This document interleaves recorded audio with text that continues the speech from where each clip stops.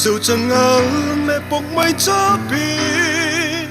Thingtangpa antui tam may hawp maleng nang bawlthei ka bawlthei thâu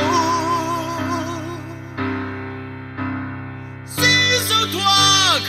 Neu Chuamlo ami zatam lai qua nuai ka diak puai Kuama ka diak puai Kuama ka diak puai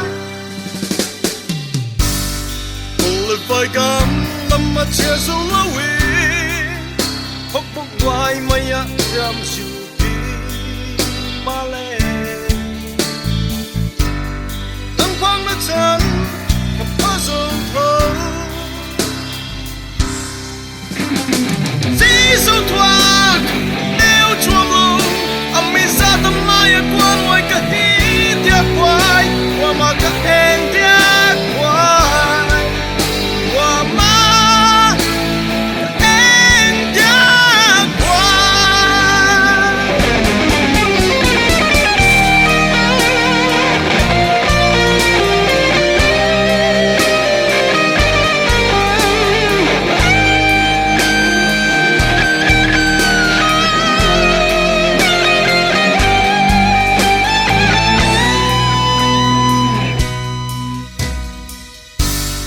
Second hand puan maya kivanin branded man tumtak mang zolo maleng elom to kin ka ki chơi thei